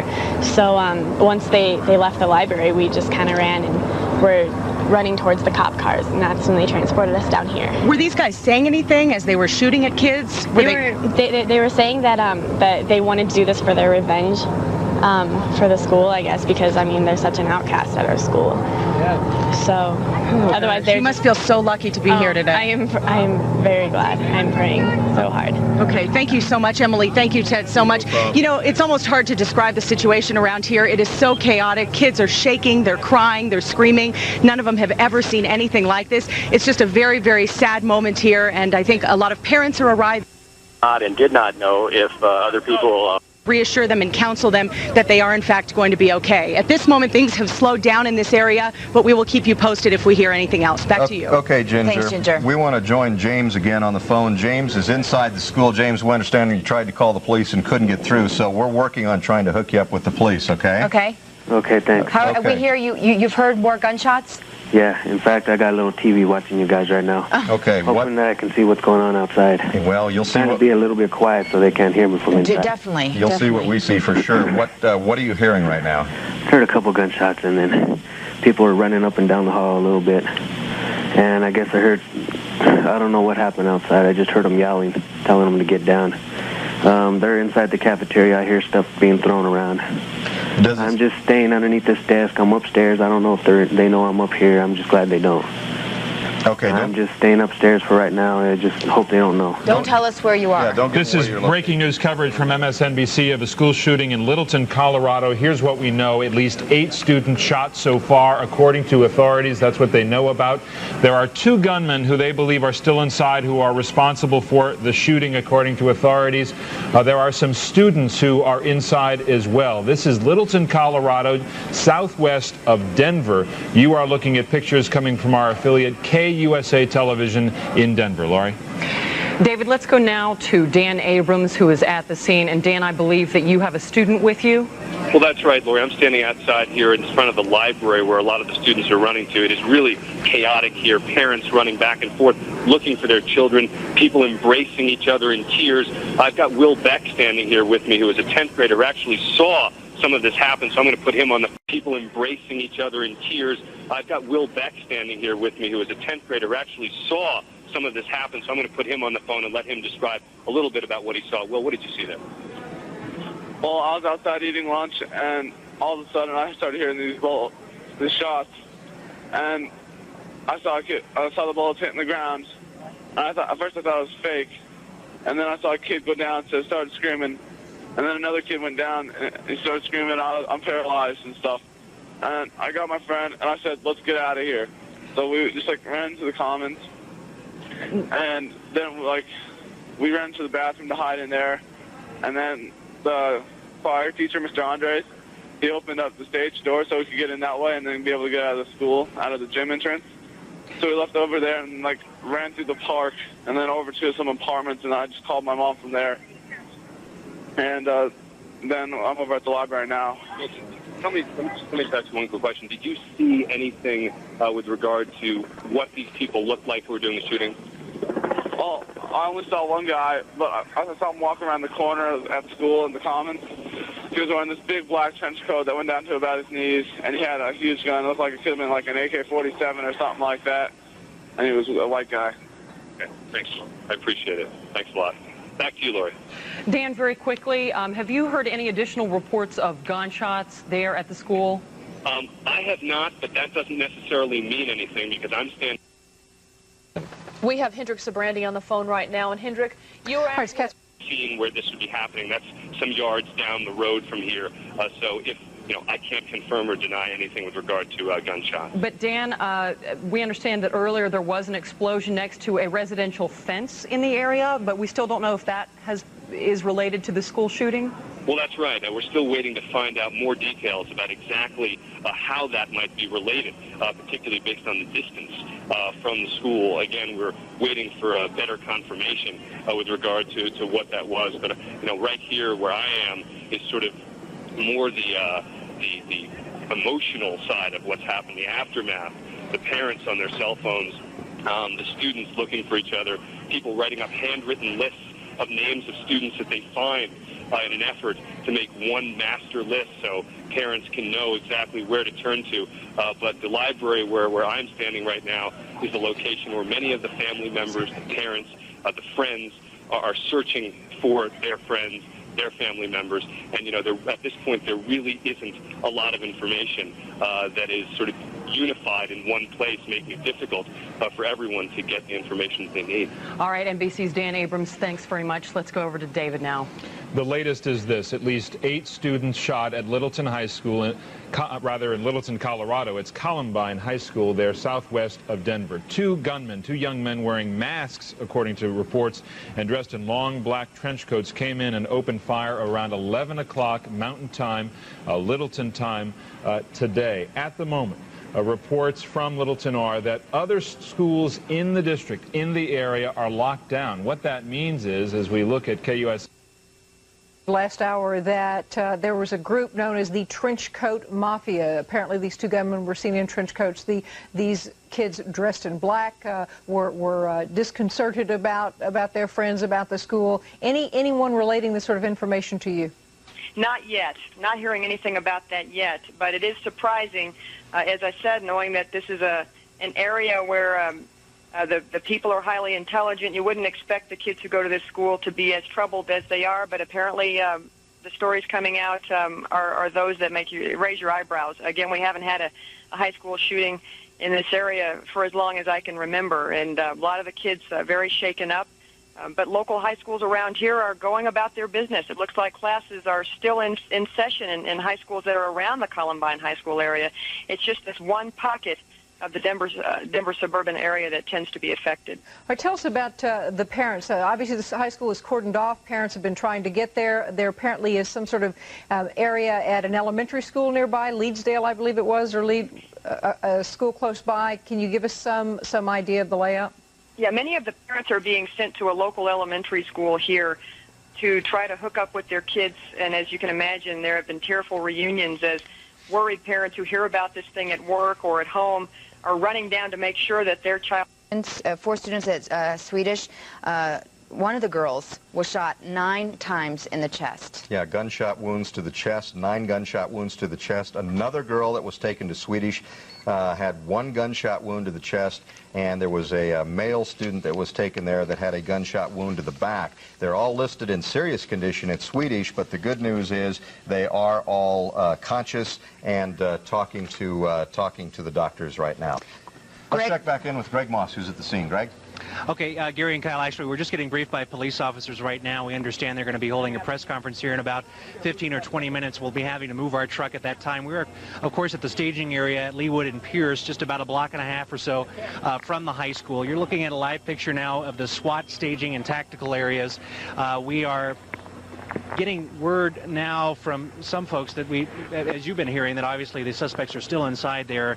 I just spoke with one of the teachers that works inside the cafeteria, or was in the cafeteria at the time of the shooting. She's going to talk to us here in just a minute, but this take place. She was with about 5 or 6 of the students that were injured. She managed to help those students get out. We are also hearing, we just talked to one of the crisis workers from the school district here. They are urging that if any Columbine High School student is listening for crisis counseling or to check in, they are urging them to go to Leawood Elementary School. Apparently that's where all the crisis counselors are at this time. And of course they are still urging parents to stay away from this area, and you've been running that phone number all day, all afternoon long, and we urge parents to call that phone number and not come down to the school area here. It is extremely chaotic. Again, this is the staging area, and the federal officers have also showed up on scene. I just talked to one of them about 10 or 15 minutes or so ago, so we know the federal officers have showed up as well. Again, crisis counselors are on scene, and we have also had numerous Flight for Life helicopters show up too. We're going to try to get someone here from the police department to talk with us live here in just a second. There are probably about 150 to 200 officers from 6 or 7 different districts. We also have the ambulance staging here as well, and the scene here is a little more stable than it was a few minutes ago. But there are still a lot of questions unanswered. There apparently has not been communication established with the shooters inside the building, although I have been listening to the conversation you've had with one of the victims who is apparently still in there, but no communication as we know of yet formally with the shooters inside the building, and they are attempting fast and furious to try to establish some communication, because we do understand there are students being held in there hostage at this time. Gary and Kyle? We're hearing from James, who called us earlier, that it appears as though all the hostages are down in the cafeteria or near there. That's what we're hearing. We were hearing that as well, and apparently that's when this shooting started to take place outside. It moved quickly inside, and the cafeteria is indeed where that took place. Greg, can you tell some of the injured students were outside in a triage area and around the front of the school? Some were inside the school. Have the ones that are all outside been transported yet? We understand that the ones all outside have been transported, Gary. Okay. And there are still some, however, inside that they're trying to get. We're going to go live now to a briefing by the Public Information Officer. Neil Brown is standing by with him at this point in time. I think we can take that. We can take that live, Neil. Okay. Okay. Well, we're having trouble getting a hold of Neil Brown. As soon as we hook up with him, we will... MSNBC live coverage continues of this school shooting in Littleton, Colorado. At least 8 students have been shot.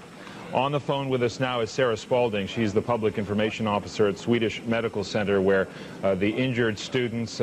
Another young woman was shot in the chest as well, and then another young man who had been shot in the back. Those were just 3 confirmed victims. They'd been taken to Swedish Medical Center.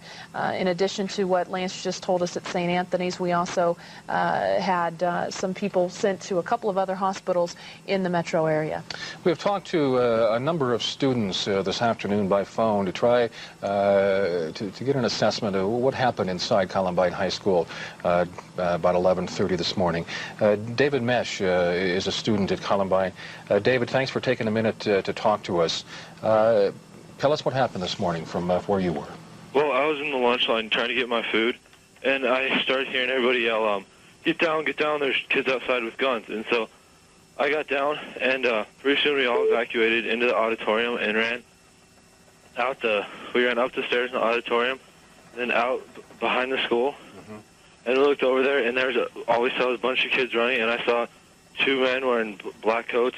And so me and my friend Zach just took off to his car, and then we came straight home. So the whole thing started, the way you understand it, in the commons area of the school during the lunch hour, right? Yes.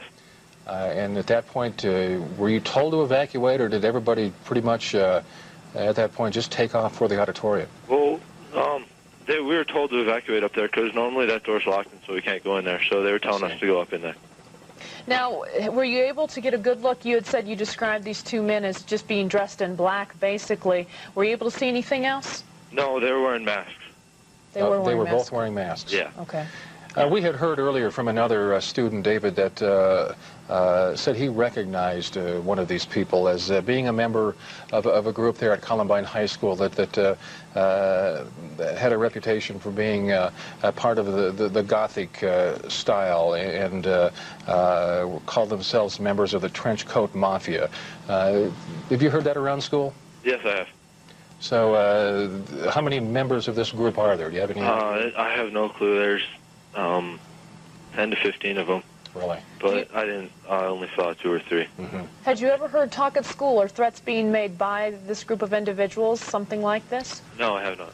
We're going to interrupt the coverage now to talk with Dr. William Maloney. He's the Commissioner of Education for the state of Colorado. Doctor, thank you for joining us at such a horrendous time. Our Vice President's the CEO, working down in the emergency department to do whatever we can to free up the necessary staff to take care of all the patients. Are there any other students, or faculty for that matter, who may have been injured in a more minor way that are still at the scene or still at the school and being treated there by paramedics and who don't require emergency care? My understanding from the Inglewood Fire Safety Services is that they are triaging patients on the scene, which means the more minor injuries may be cared for there. They could then report to a hospital later to have things checked out. But anyone seriously injured should certainly report to a hospital if they weren't able to see a paramedic on scene. Sarah Spalding, if you would just recap when you first got students, gunshot victims, into the hospital and their latest condition before we leave you. I actually got the first few calls between noon and 12:30. I believe our first patient arrived between 12:30 and 1:15. We got 2 almost immediately and have just gotten 1 in about the last 5 minutes. The third patient probably arrived at about 1:15. Sarah Spalding from the Swedish Medical Center, thanks very much for talking to us here on MSNBC. Bye-bye. This is live coverage of this breaking news, the school shooting in Littleton, Colorado. At least 8 students have been shot. 2 gunmen, masked, wearing long black trench coats, apparently still inside the school. I'm David Gregory along with Laurie Dew. Over any investigation. Well, certainly I would think so, but if there are 17 hostages potentially being held by 2 suspects, I would assume that someone is trying to find out who those suspects are and whether or not they can be talked out, so to speak. The police are doing that in concert with... We want to be real careful about reporting that. Obviously, there are frantic parents at the scene trying to find their children, although the parents have been told to try to stay away from the school. As a matter of fact, there are some other schools that are in the area there in Littleton that are also locked down, just like Columbine is, which is obvious to say, but there's other schools that are locked down as well. Students are inside and safe. One of the reasons for that, and maybe you can give us more on this, Laura, is the fact that there was an explosion a short distance from the school. They're still trying to track down what might be related, if it's related at all. We have some new information to us. Police are telling us that 14 students have been shot. That is an update from the number that we've been giving you. We had earlier believed that 8 students were shot. Now we know that number is 14. So 14 students have been shot at Columbine High School there in Littleton, Colorado. We know that many of the injured have been taken to area hospitals. We know of one female student who has very serious wounds. She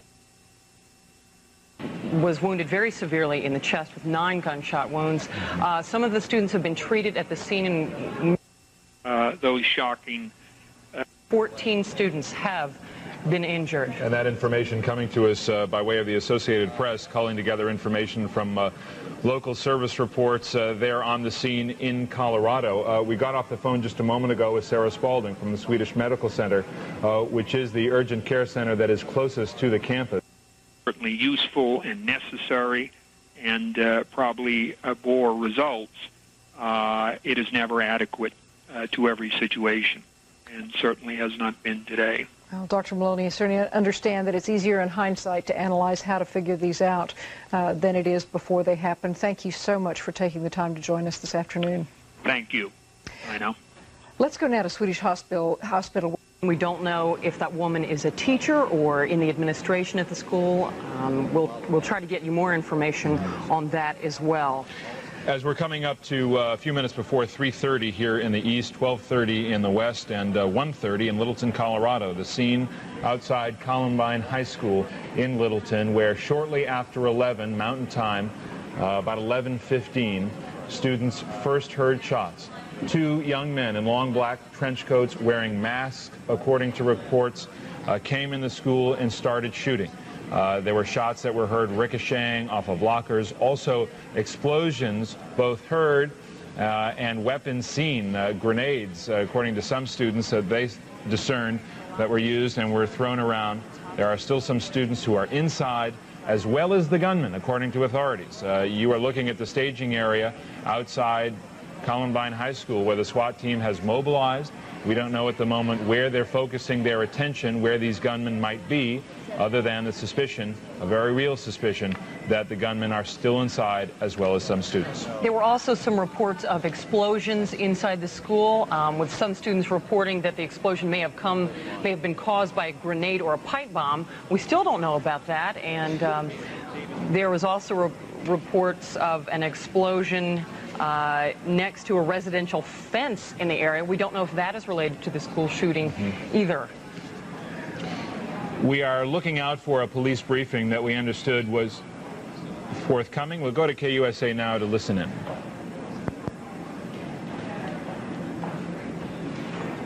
How did this whole thing start? We really don't know how many suspects. We do feel like we're dealing with certainly more than one, possibly two or three, but the exact number is unknown. The whole thing started approximately 11:30 this morning, where we received reports of numerous shots being fired inside the school.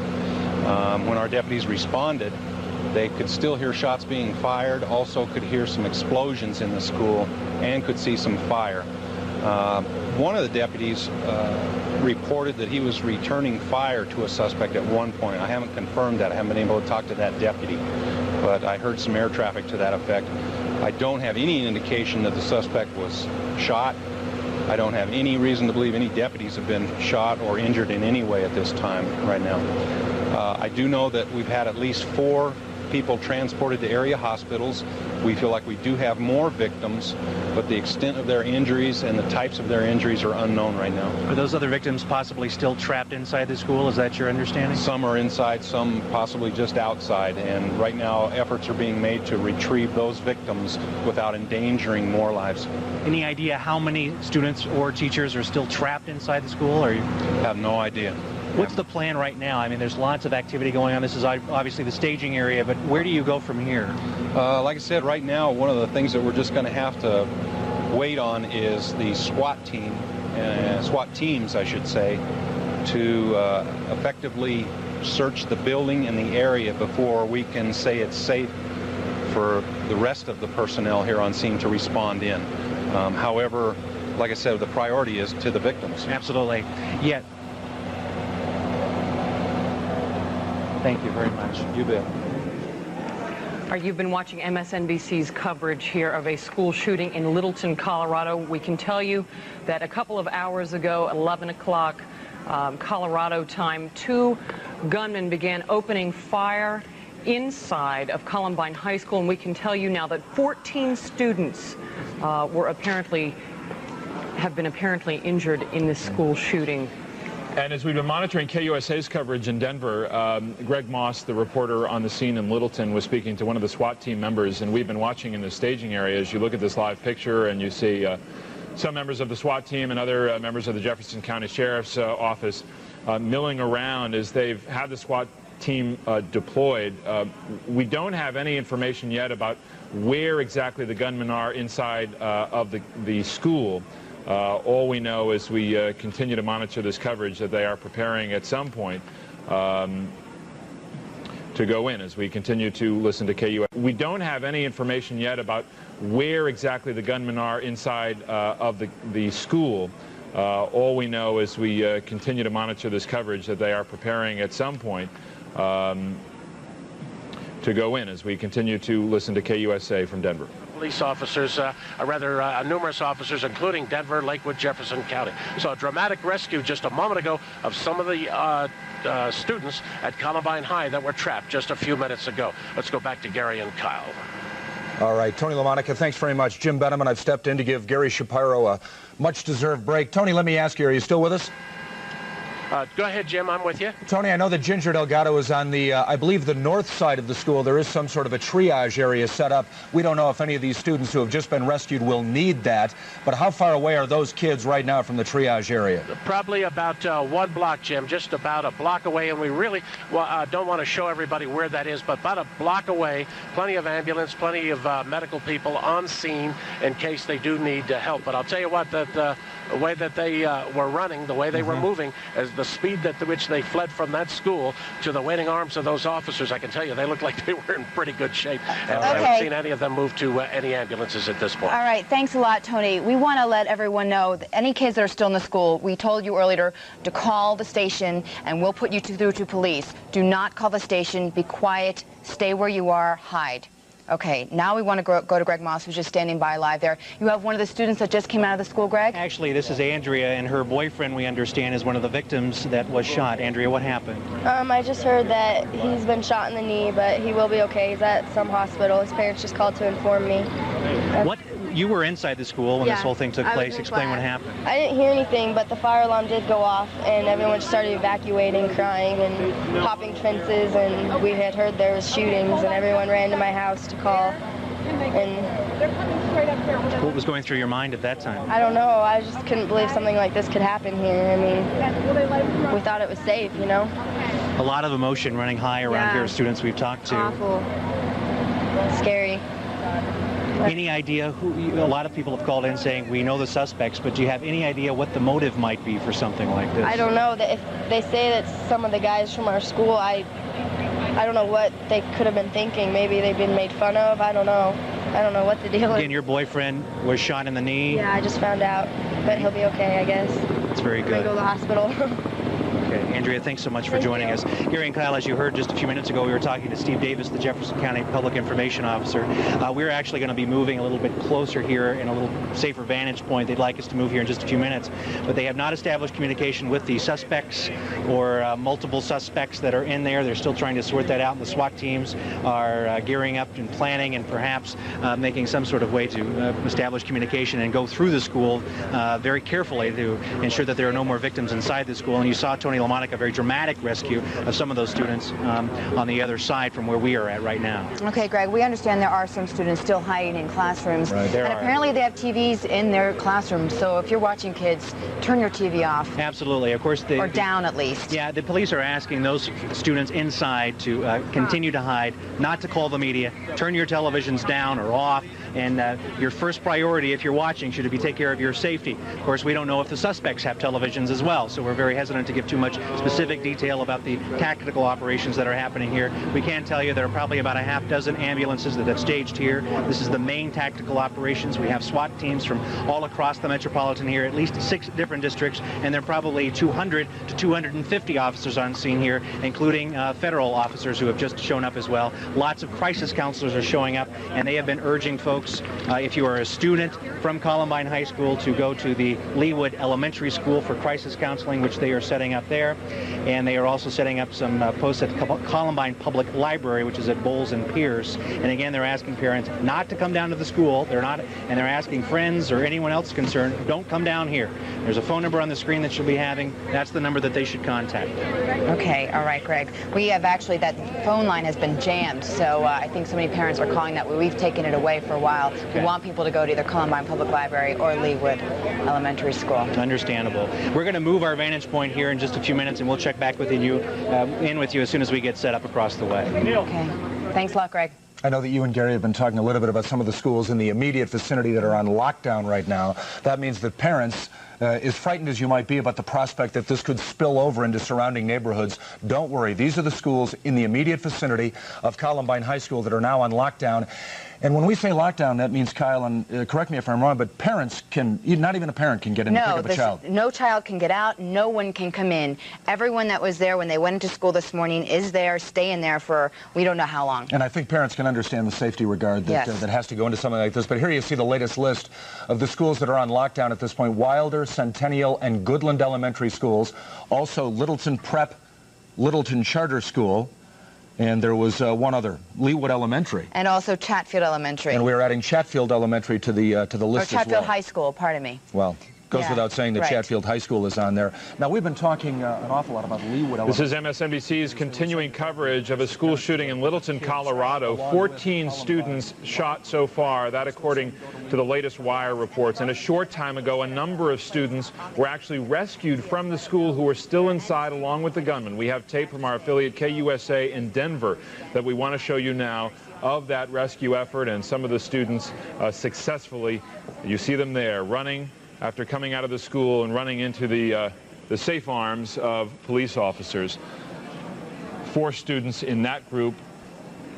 Wire reports have the number as high as 15 or 20 students and faculty, but all we can see at this point are 4 students who, so we're back live now with our feed from KUSA, our affiliate in Denver, as we continue to listen in. Affected by Right, and a lot of stuff happened in the lunchroom, and we're understanding that around that time about 200 kids might be eating at one time there. They have different eating schedules, but that's a lot in one room. And then, you know, it was crazy to get out of there. I can't imagine what these kids are going through. Well, you just saw how quickly those kids were moving when they finally were rescued by the SWAT team. Yeah. What video that was, and I'm sure we'll be seeing. Once again, if you're just joining us, you are watching MSNBC's coverage of a school shooting in Littleton, Colorado. 14 students have reportedly been shot. Tony Lamonik up at Sky 9 was saying about 15, Let's 20 watch kids KUSA right running now. out of a building. They have been freed by a SWAT team, and as you can see, very eager to get to safety. We were hearing, but it hasn't been confirmed if those students were in the cafeteria. We know a lot of students have been in there with the gunman. We're hearing perhaps 2. A lot of the students that have run out of the building that have seen these 2 guys say they are students at the high school. Apparently, there was a group of high school boys that they call them the Trenchcoat Mafia. They wore black trench coats to school every day. These gunmen have been described as wearing black trench coats, ski masks, hats. We hear that one of them has long hair. So it's their classmates, and they say, I guess they were outcasts. And one witness said she heard them say, "We're out for revenge." Mm-hmm. Certainly that's from one witness. Really no way other than speculation to talk about any of the suspects, who they might be. Right now we want to go to Erica Woolner. She's at Swedish Medical Center. And Erica, at last count, I think you were reporting 3 students had been transported there. We now have 4 students, Jim, and we just got an update from Sarah Spalding, who is the Public Information Officer for Swedish Hospital. Here's what we know. 4 students have been brought here, 2 young women, 2 young men. All were conscious when they came in. All are in surgery right now in serious condition. There are 10 ER doctors and 6 trauma surgeons working on them at the moment. Here is how the injuries come out. One young woman has 9 gunshot wounds to the chest. One young man, 5 gunshot wounds to the chest and arm. There is another girl with 1 gunshot wound to the chest and another boy with 1 gunshot wound to the back. Again, all are in surgery, all in serious condition. They have still not been able to identify the one female student with 9 gunshot wounds to the chest. She was conscious, but she apparently is not able to tell them her name. She doesn't have any ID. So they have identified all the others, but they still have not been able to identify her. At this point, they are not expecting any more injuries or any more victims to be brought here, but until the situation at the school is over, they are ready for anything that comes in. But right now, 4 victims at the school. All right, Erica Woolner, thanks very much. Right now, once again, Jim Benneman, along with Kim Christensen. And that's when we knew it was real. And then when we heard the bullet whiz by us, we knew that we better get out of there. And we just ran to a local neighbor here. Justin, we had heard that there were 2, possibly 3 suspects. You saw 2 people there, is that correct? Yes, sir. Both of them dressed in black with masks? That's what we've been hearing? I didn't see a mask. All I saw was all black and a black hat. I didn't see any masks. Did you recognize either of the 2? I don't know their names, but I'm sure if you give me a yearbook of last year, I can point them out. Why do you say of last year? Last year's yearbook, you know? Oh, I see. I'm sorry. So Okay, you did identify them as students or former students of the high school? Yes, ma'am. Okay. All right, Justin. We are praying along with you there that your friends inside that building will get out okay. Thank you for joining us this morning. Thank you. All right, this afternoon, I should say. John Ferrugia is at the command post near Columbine High School, where police, again, are trying to figure out what their next move is going to be as they try to get their hands on these 3 suspects. John, what's the latest from your vantage point? John, can you hear us? We just lost John, which it's a common problem when you're using cell phones, especially trying to get as much information as possible. I will let you know the latest that we're getting from the Associated Press. They are reporting that a group of students has been rescued by a SWAT team at the high school. And that about 15 of the students were led outside of the building by officers, but they do believe that more students do remain inside at this time. We had heard earlier from 7 News reporter Julie Hayden that police thought there were as many as 17 students that possibly were holed up as hostages inside possibly the auditorium area of Columbine High School. As you look now at some of the video shot within the past hour or so, from Air Tracker 7 at Columbine High School. So we are not sure whether or not the 15 All right, we're going to check in with Carol McKinley, who is located about, at least last time we spoke, about a half-mile from the school. Carol? Yes, hello there. Yeah, I'm a little bit closer to the school. I can see a little better. And a dramatic rescue just about 5 minutes ago. We saw an eye view of the SWAT team suddenly point their rifles at the school, and as they were pointing the rifles at the school, it became apparent that they were providing cover for a group of students who were running out of the school. It was like they were in one gathering and running together, kind of crouched down as the rifles remained pointed at the school. They ran behind a dumpster and then took cover and then ran again to where they could get away from any kind of gunshot. But apparently the SWAT team here helping any students who were still inside the school get out of there. And it's not apparent at this point whether these kids were being held hostage or if they'd been sitting in there for 2 hours waiting for a chance to leave, to get out of the way of these apparent students dressed in black trench coats and in black masks with their semi-automatic rifles. Well, that is the question, Carol, whether or not there are hostages, and if so, if they're still being held. Information we have received since you and I last spoke is that there are 3 suspects. They are known now to the authorities. They are members of this so-called Trenchcoat Mafia. Have you heard any more about this?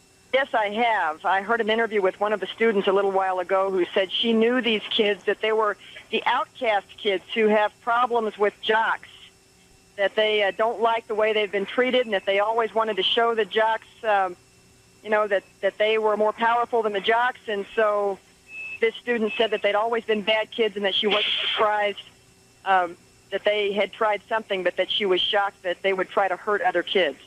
In fact, we were just listening to a phoner on Kmgh where a student was saying he was shot at, was playing on the soccer field, apparently suspects just outside the cafeteria, which may have been prior to their entry into the school.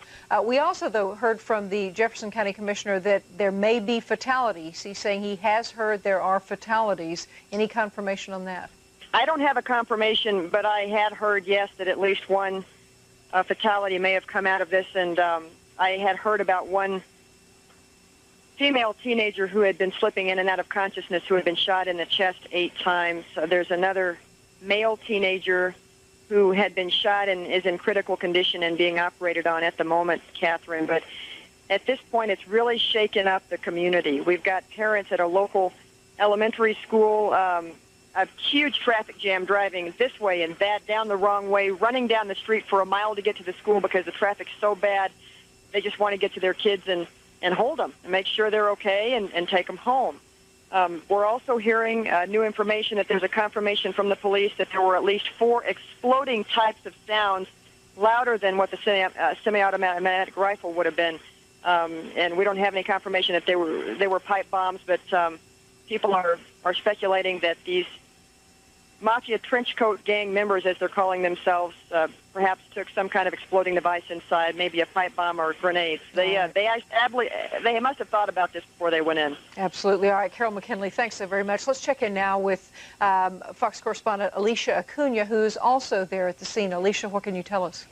Catherine, right now I'm watching something unfolding. We don't have confirmation on exactly what it is, but I see what looks like 3 young men dressed in black with their hands on their heads. They look like they're being held at gunpoint at this point. I'm quite a distance away, but I can make out that there are 3 police cars there, and these 3 young men do have their hands over their heads. We don't know if they are the suspects. as you've been reporting, we understand that they are the Trenchcoat Mafia. According to one student, they are these guys who walk around in school dressed in black trench coats, aren't very nice to people. I'm not sure exactly. We don't have a confirmation if these are them, but something definitely is unfolding. I'm standing outside of a home here where a crowd has gathered. As we arrived on the scene, we did see about 5 or 6 students get into a police car. They were crying and screaming. We're not sure what that's all about, but this is a very, very tense situation. The 3 teenagers now are on their knees. The cops are at them at gunpoint. About 3 or 4 cops have surrounded them at this point, and it looks like they are on the ground right now. Yeah, Alicia, we actually are getting live pictures from Kmgh as you are describing this. We can see the police officers now surrounding one of the suspects, another one in front of him on the ground. I can see 2 as it is in the picture that is beaming over. The officers, of course, approaching very carefully with guns drawn. And we can see 2 of the 3 suspects you were describing. On the ground, being from handcuffed. Here, it's tough to tell if there were 2 or 3. You're saying that you're seeing 2 from up above. On the camera point shot now, everyone's we've got. dressed in black. Yes. Then the reports that we got of just moments ago, 15 students being ushered out quite quickly by the SWAT team. Any report on whether or not those were the hostages that we have heard were thought being held by the 3 gunmen? Certainly the timing coincides with the bringing out of these individuals. We see now one of them being escorted to a police car, put in the back of that car. Exactly. Well, we understand. I heard that there was a group of people who were escorted outside of the school. It could have been these suspects. It also could have been some people who were possibly being held hostage. We heard that the SWAT team was trying to get some people out of there earlier. Maybe that's the group of people that you're talking about. I can definitely say it's probably some relief that they're getting these suspects out of there without there being more gunfire between the authorities and the suspects. But it's still very tense here in this whole entire area. All right, as we're watching this, you may have a much better vantage point, obviously more view there than this camera shot. What about the school itself? Have police now entered the building searching for additional students that may still be inside? You know, Catherine, at this point, it really is tough to tell. That's something Carol might have been able to gather. I'm not really sure. But at this point, I don't know if the police have entered the school or not. All right, I'm producer speaking to me just a moment, Alicia. Thomas, yes? All right. Actually, while we're watching this, let's stay with this picture, Alicia, for just a moment, because I still, did you see 3? Because I have been able to pick up 2 suspects. We're now seeing the second one transported to a police vehicle, put in the back of that car. Well, from where I'm standing, it was tough to tell. If from up above you only see 2, then that's quite possibly that there were only 2. From here now, it's very hard to tell because the officers are also dressed in dark blue or black. So at this point, it's hard for me to tell exactly who's who from where I'm standing. But I did see at least 2 people with their hands up, and at one point it looked like 3. I'm not able to confirm that or not, though. Well, of course, as we're watching, it is hard to see whether or not there's an additional individual there or not, because we have seen 2 suspects placed in the back of the car. Okay, well, hopefully they have everybody out there, out of the school at this point, and that there isn't a third. But yes, if you only see 2, there's possibly that there are only 2. We're still waiting to get an update. We're hoping we're going to soon hear from authorities on the scene. There are a couple of ambulances where I'm standing and quite a crowd building at one home that's near the scene and from behind the police lines also. Everyone here just waiting to see exactly what happened and hoping that things aren't worse inside the school. All right, Alicia, I do believe there were a total of 3 suspects. Apparently, the officers have these individuals, and as we were reporting earlier, they knew who these individuals were, confirmed they were a member of this so-called Trenchcoat Mafia. You can see now the 3 police cars there with the suspects in the back of the car. We would assume, obviously that hasn't been confirmed because we are watching this event as it breaks, but certainly we would assume those are the 3 suspects being discussed throughout the morning. Now will be obviously charged with the injuries, hopefully not fatalities, but we are hearing reports there may be fatalities in the shooting, up to 8 individuals having been transported to area hospitals. The conversation has ranged up to 20, though, the number who may have been shot. Obviously, this situation is still being sorted out by police at the scene, and it will take some time to finally come up with the number of individuals that may have been injured in this shooting. Certainly, they're going through the school at this point in time. But with us on the phone now is Congressman Thomas Tancredo. Congressman Tancredo, I understand this is your home district. This is your neighborhood we're watching. Yes, it is. I live approximately a mile from the school. All right, what can you tell us about the area? Well, it's just a middle-class suburban area, typical to, so many others around the country, a place where nothing like this ever happens. Well, I mean, that's a horrible thought, because we have seen in the last several years places where one would never expect this sort of thing to occur. Let me ask you, after the rash of shootings in the last couple of if that drew attention to him, this will all have to play out in the next couple of hours. As you can see, this apparently a park custodian or supervisor is leading the officers out here as they take this party into custody, and he'll probably go to either Lakewood Police or to Golden, to the Jefferson County Sheriff's Department. And again, you can see that this is a very, very big park, and officers had to move in very, very quickly to take this individual into custody. Tony LaMonica, thanks. And as we saw 3 young men that were in that field at Clement Park, and officers had their hands behind their head, and then they asked one of them, at least, he fell to his knees, and they arrested him, and we saw them take 2 others away in the police cars, and we really don't know, but a spokesperson for the Sheriff's Department in Jefferson County says that they are not the gunmen involved in this case. Let's go live to Ginger Delgado. You are watching MSNBC's coverage of a developing situation. We have been watching 3 sheriff's deputies' car lead 3 young men away from Clement Park. That's an open area just south of the Columbine High School. We have just heard that the 3 men who have been apprehended and taken into custody are not the suspects in this school shooting. Is that right, David? Is that what we've been hearing? They are not suspects. They were 3 men, young men who were clearly arrested.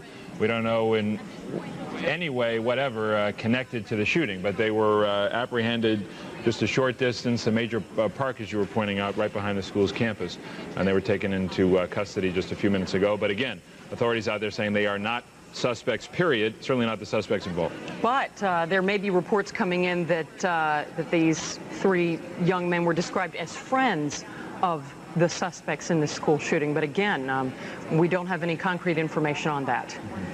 We continue to monitor KUSA's coverage in Littleton, Colorado. That's our Denver affiliate. As we look at some of the tape from a little bit earlier on, of the SWAT team assembling and students being transported to emergency care. The latest figures are these: 13 injured so far, the result of gunshot wounds, according to authorities. No fatalities that we know of at the moment. 4 students that have been taken to one of the nearby hospitals with multiple gunshot wounds. In one case, a young woman with 9 gunshot wounds to the chest, according to a spokeswoman for What we understand, there may still be hostages within the school at Columbine High School. No one has been arrested at this point. We're thinking 2, maybe 3 young men wearing black trench coats and masks came into school and began firing. And we're hoping to hear more about the hostages. We saw 15 to 20 young people released a short time ago. And, as the victim's advocate called the newsroom and said, all of these kids are victims, whether they're injured or not. Everyone at this point is a victim involved in that school at Columbine High School. 1,800 students. We understand 90% of them, though, are out of the school at this point. That's the good news. That could mean as many as 150 more are still inside. So certainly the situation still very dangerous at Columbine High School. Right now we're joined on the phone by Paula Reed. And Paula, I understand that you're a teacher at Columbine? Yes, I am. Were you, and you were at the scene today when all this went down? Yes, I didn't see any of it happen. I certainly heard some of the explosions that happened in the school, and I was there as we assisted the students in evacuating through Clement Park. And you're involved in helping the students now, are you not? Yes, I'm at the Columbine Community Library in Clement Park, and we have a list here that the students who have been here have all checked in so that parents can find them. That way, if they've left, at least the parents have some sort of verification that their children are safe. There are a number of children at Leawood. Leawood has the same kind of list. At this point, we have parents who are coming from Leawood to here, not finding their kids' names on either We are seeing live pictures here. Obviously, the police officers have transported the suspects to that location where numerous vehicles, vans, cars had gathered and had stopped for just a moment. As they move these suspects, we don't know at this time if they have any injuries, if there would be any need to transport them other than directly to a holding facility. But of course, we'll continue to watch this picture. Alicia, do you have any other information about injuries, about victims? Well, we do understand that there is one girl here at the hospital who was shot 8 or 9 times in the chest, another girl shot in the chest, and another young man shot in the back. That is just at one hospital. The last I heard, there were about 12 students at area hospitals. Actually, it could be students and teachers. We've heard talk that possibly some teachers were shot. So at this point, we do understand about 12 people are in the hospital. That number, in different hospitals rather, that number could be changing, but that definitely is the last one that I heard. So some of the injuries quite severe, some we understand aren't so severe, so there's quite a range, actually. All right, Alicia, let me interrupt. An AP Wire story has just moved saying that the pictures we just saw, the individuals who were apparently brought to their knees, put in the back of the police cars, are not the suspects. Now, it is very difficult to confirm a breaking story second by second. We will get this information to you as quickly as we can, but we are therefore going to continue to watch carefully. Let's go back to KMGH and see if we can get an update on this story. Columbine High School who have been injured, and medical care is just now getting to some of those victims. We have Pat Woodward now on the phone. And Pat, are you actually where the parents are? That's right? That's right, Gina. We're at Leawood Elementary School, which is a few blocks away from the Columbine High School, and this is where parents and students have been told to come and hook up, reunite with each other. Basically what happens is the students come over here, they go inside, put their name on a list, and their parents come in and they can see that their child's name is on that list and is here waiting for them to be picked up. Obviously, you can imagine a lot of anguish for parents who have come here and have not seen their child's name on the list. For whatever reason, the student has not come to check in. So these parents are just kind of waiting around to see what's going to happen. A number of parents have complained that they're not getting much information. If they don't see a child's name on a list, they don't know where they are. They can't find out where they are. So there's really nothing that they can do except to wait and see if the child does show up at this location later on. There are probably at least 200 to 300 parents and students who are here at the school right now. When they do get together, obviously the reunions are very sweet. A lot of, but for many people, it's just a waiting game, finding out whether their child might have been one of the people who was injured in this attack at Columbine High School. Pat, this is Sean McLaughlin now, slipping in the seat that Wayne has been occupying very well for the last couple of hours. Your sense of things since you have been there, is it calming down at all, or is this continuing to spiral? It really depends. There are people who are just now arriving, and it's people who are just arriving who seem to be in the greatest state of anxiety. People who have been here for a while have kind of put themselves into just kind of a wait-and-see mode. They know that there's really not much they can do. One of the things that we see is cell phones everywhere. People are on the phones constantly trying to contact relatives, friends, trying to find any way they can to get information, find out whether their child is okay. And so that's one of the things going on here now. It's not really where people are wringing their hands very much, but the people who are just arriving, the parents who are just showing up, obviously are very hopeful that they can find their child here. They're in more of a state of anxiety than some of the others. All right, Pat Woodward, thank you very much. We'll, of course, be going back to Pat and Julian and the rest of our 7 News team out there in the field following this. This has been happening since 11:30 this morning, and we have crews all over the place surrounding that high school. And right there, that was a shot of Air Tracker 7, which is also there. Good evening, everybody, or good afternoon. My name is Sean McLaughlin, in for Wayne Herman. That's right, and I'm Bertha Lynn, and we have been watching Wayne and Gina do a wonderful job covering this incredible event that's unfolding at Columbine High School this morning. I've been off for several days. What an incredible day to return to newscasting duties. What we call this is spot news, breaking news, and it has been happening, as you said, Sean, since 11:30 this morning. Some gunmen walked into Columbine High School and opened fire on students as they were in the cafeteria and library, we are understanding, and now the search is on for the suspect and any other injured students that still may be in that building. We just don't know. Standing by live out at the scene right now is 7 News reporter John Ferrugia on the phone. John, what can you tell us from your vantage point? I don't hear John. We may have lost him. We have been hearing from John through the morning as he's been on the scene and has been reporting to us about the different goings-on. There may be more than 100 officers on the scene right now. There were that many earlier. There are ambulances ringing the building. John told us that there were law officers in Air Tracker 7 earlier today just to survey the scene and to see if there were any suspects perhaps on the roof to take shots, and there's one of those law officers right now. It would be wonderful to get insight as to what he's thinking. I'm not sure that we will, though, Sean, because we don't want to tip off any of the suspects who may still be watching. Exactly. There are some victims that have been transported to surrounding hospitals. 7 News reporter Lance Hernandez is on the phone with us, and he is standing by at St. Anthony's. Lance, what can you tell us from your perspective? Well, I'm on the helipad here at St. Anthony's, and an Air Life chopper has just landed, we are told, with a patient that is being transferred over from Littleton Hospital. Evidently one of the student victims from the high school that was first taken to Littleton Hospital, treated there preliminarily, and then transferred over here to St. Anthony's. They're in the process of unloading him from that chopper right now. That brings to 3 the total number of students that are being treated at this hospital. Now, this one here appears to be a male victim. He appears to be conscious as they are unloading him from the chopper. I saw him lifting his head up briefly to watch paramedics who are unloading him from the hospital. They are wheeling him now toward the emergency exits. Can't tell for sure where his wounds are, but this one here, again, is a patient who appears to be in conscious condition. They're rolling him toward the emergency doors now. And I do see some wounds on his leg. Apparently, this one here was shot in the knee area. His right knee is bandaged up, but there were some obvious wounds there. He is, as I mentioned, conscious as he's being wheeled into the hospital. Earlier, about an hour and a half ago, they brought in 2 other victims by ambulance, one male and one female. At last report, they were reported to be in critical condition. No other information on the extent of their wounds or where they were wounded.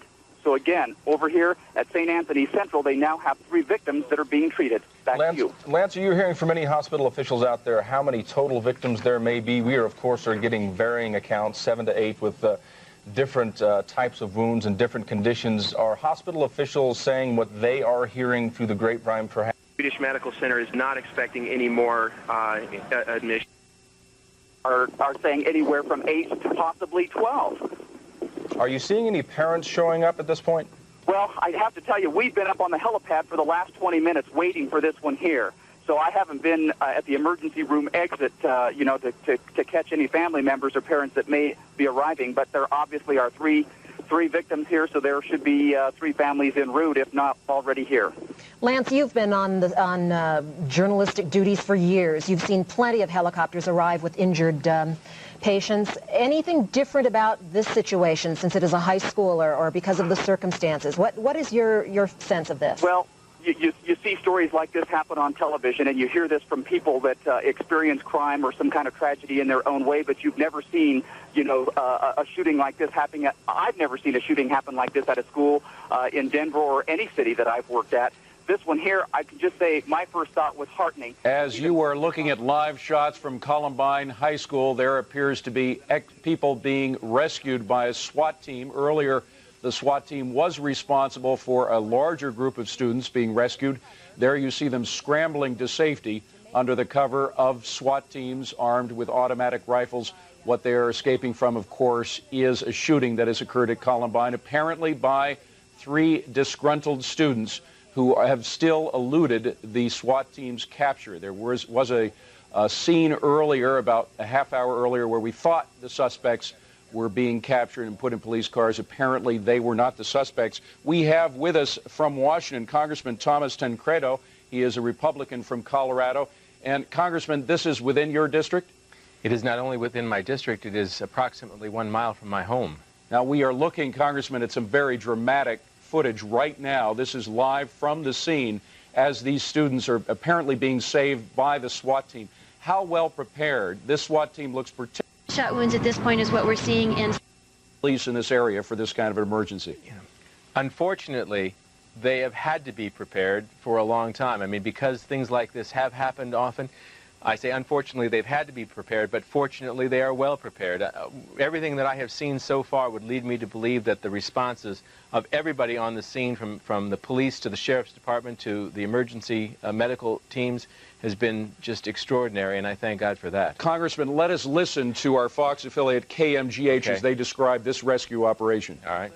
With me is Karen Nielsen, who was in the cafeteria at the time the shooting started. I'm going to put her on the line in just a moment, but I want to tell you, as we're standing here, a person in handcuffs was just put in a car who was wearing a black jacket, not a black long coat as we've heard about, but in a car. We don't know whether that's a suspect or someone who, again, was just in the area. At this point, police aren't saying. But let me put you on right now with Karen Nielsen, who is a cafeteria worker, and she actually saw some students. Karen? Go ahead. Hi, this is Karen. Karen, go ahead. Just tell us what you saw. We want to hear it from your perspective. Okay, I was in the cafeteria serving lunch, and somebody came in from outside yelling, "Get down," and we all got down. I heard gunshots, some pistols, some bigger guns, probably a shotgun. There were students wounded. I guess first I started looking for anybody that was wounded. I found 3 students that were wounded. I was trying to take care of them and had called 911 and trying to give 911 the information about what was going on with the kids when the shooters came in the cafeteria. And we, at that point, I hung up the phone and we got into a bathroom that was nearby. There were 5 of us in the bathroom. Karen, how are the gunmen dressed? We are hearing unconfirmed reports that the gunmen may have been part of a group known as the Trenchcoat Mafia. Were they indeed wearing long black trench coats, as many of the students have told us over the last several hours? I have heard that one of them was wearing a trench coat. I did not actually see the shooters. I was trying to pay attention to the people that had been wounded and trying to stay down myself, and I did not really look up and look around for the shooters.